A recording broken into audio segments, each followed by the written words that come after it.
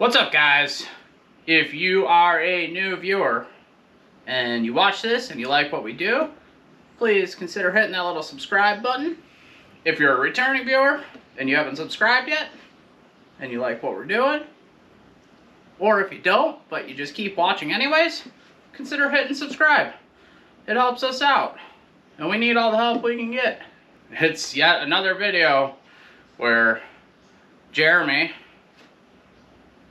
has to fix his stupidity a week before he's supposed to go riding. So in previous videos, I showed you the bent trailing arms. They're not completely mangled in half. Thank God, because destroying one in the middle of the mountains would have really sucked. The biggest worry I had was the alignment in the rear, and you know, now that they're bent and you can see the cracking powder coat, I consider them compromised, and it's time to change them. There's a chance a radius rod could be tweaked. They don't look bent, so the trailing arms are obviously bent, so we're starting with that. I think it was the hit I took on Trail 51. So that one, you can obviously see that I hit right where that dent is. You know, I had to bash my way through, and that's how you bend trailing arms. If you've watched some of the garage videos, you've probably heard me say that I'm done buying budget parts because I always seem to have issues. Well, I went the budget route for trailing arms. Hopefully I don't regret it. Honestly, the forward offset A-arms from Super ATV, that's the budget route, and so far they seem to be fine. These are the Highlifter Apexx high clearance trailing arm set. They definitely feel beefy, especially at the mounting point up here. This all feels solid. The mounting tabs for the shock and the sway bar definitely seem beefier. It does have the spherical bearing up front. The difference here is on this unit here, there is a snap ring, so you can actually replace the spherical bearing in this one. That guy there. So you can pop that out, press the bearing out, press a new one in if it gets worn out. Which is cool, because the o.e.m ones, they have the spherical bearing, not replaceable apparently. The main thing we're doing on the 2020 Pro XP here is adding beefiness, strength, and clearance.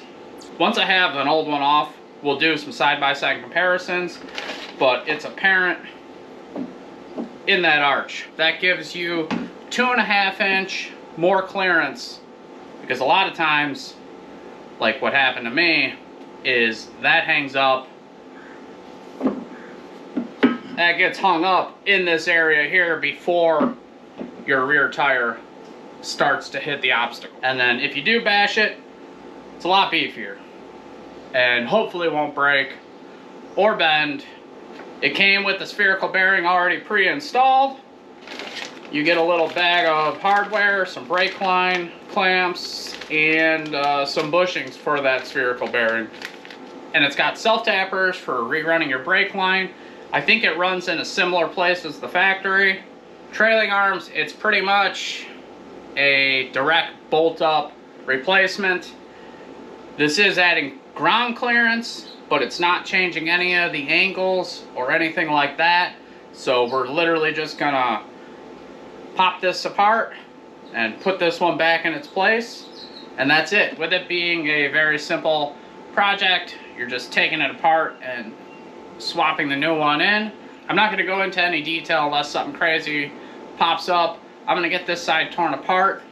I'm gonna let that GoPro cool down, because that thing likes to shut off constantly, and I will catch you when I have it apart. A little longer than a few minutes later. Just like that, old one's off. You can see there's my bend.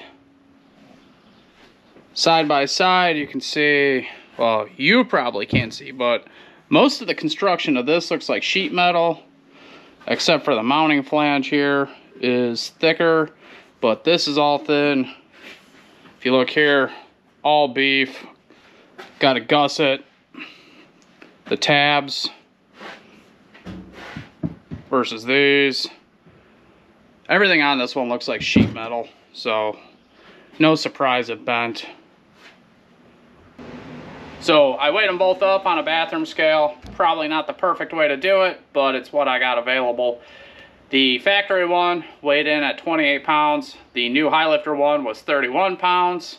3-pound difference. That's not much at all. This thing is solid, so I'll take the 3 pounds because I'm not gonna stop driving the way I drive, so I'm gonna be bashing shit, and I'd rather take the added weight and have beefier components. Everything came apart easy.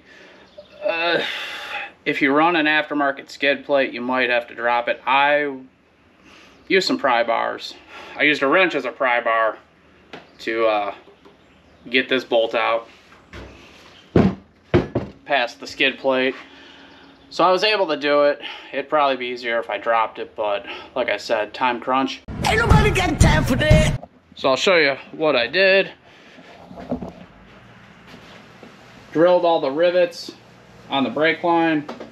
Got that hanging there. Took the caliper off the knuckle, radius rods, and I have this whole hub and knuckle assembly still together, hanging.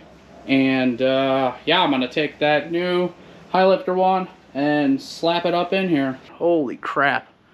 Yeah, I'm sweating like a whore in church. So before I get this thing slapped up in there, I forgot to mention something.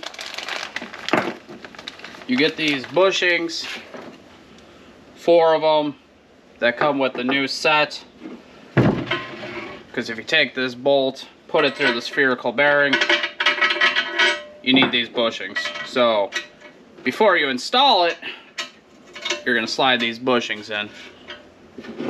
And then you can install it. A little longer than a few minutes later. Well, as usual, every time I say something is just a quick swap, it doesn't turn out to be. This doesn't seem like it's a huge deal, but it's definitely going to slow me down. I'll show you what's happening. So we have a clearance issue right there. I hope you can see that. But the new trailing arm is hitting against the knuckle. So I'm going to have to clearance the knuckle some. I have no idea how they don't have this figured out, but I guess they don't. So this is pretty disappointing. I don't know if all the aftermarket brands are, or if it's, you know, because I go budget route, I run into shit like this. Much later. I clearanced it right here. Just a little. Might have been more than a little, but I used a Dremel with a little burr bit and just knocked it down a little, and it seems to work now. My only other option would be to return the set and get a different set, and I can't even guarantee that this wouldn't be the same. So it is what it is. I clearanced it a little. Now it'll sit flush against the trailing arm, and we can proceed. Tomorrow for sure. So turns out I had places to be, beer to drink, didn't get to finish. I finally got the passenger side done now. Just got to do the sway bar end link. But other than that, it's done. So besides this clearance issue here that I had to basically knock down some of the aluminum so these faces will sit flush. I also found it's just on this arm. The other side is fine, but the holes, the placement was all good, but 2 of the holes they didn't finish drilling, and the self tappers they send aren't that great. So I just had to get a regular drill bit and finish drilling the holes. So that was just kind of incomplete. So now we just got to get this side torn apart. The clutch being apart, there's nothing wrong with it, just cleaning it. So no big deal there. But yeah, let's get this torn apart.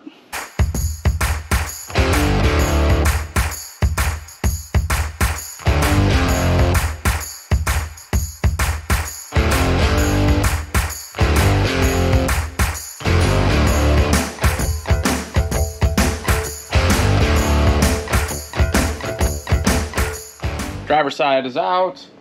This one is not as bad as the passenger side. It's just got a bit of a bow here.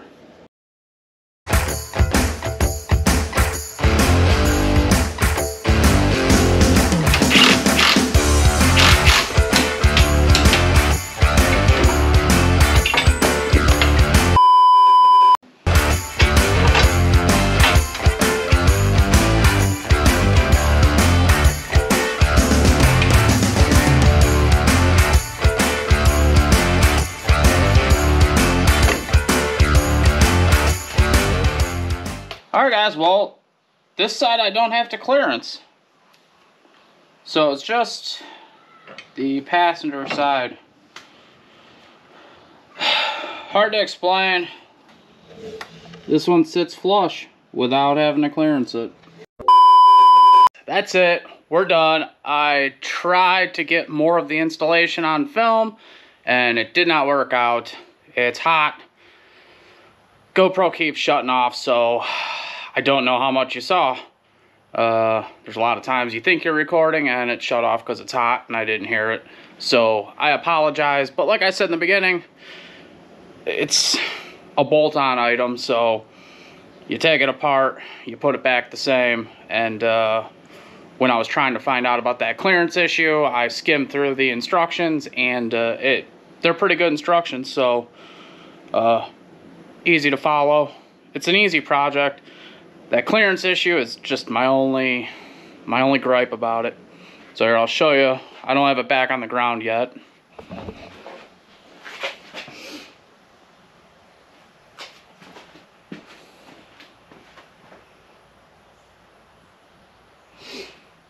But that's it.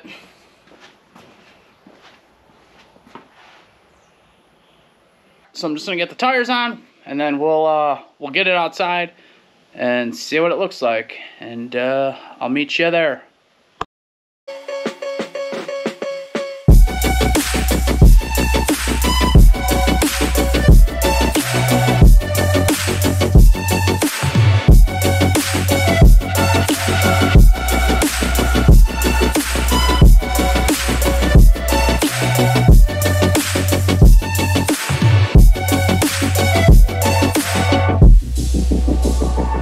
Highlifter Apexx high clearance trailing arms are on. I like how it looks. They seem super solid. We had that clearance issue. If any of you guys are running these arms and have had the same issue, let me know. Or any other brands, I'm just curious. Because I started wondering, is it something with the casting on my knuckle? So is it the knuckle's fault from Polaris? Or is it Highlifter's fault? Not too sure. Thankfully it was just the one, so I was able to kind of breeze through the driver's side. So that's it for this project. I gotta go park this and start another project. So thanks for watching. Make sure you like, subscribe, comment, and I'll catch you on the next one. Peace.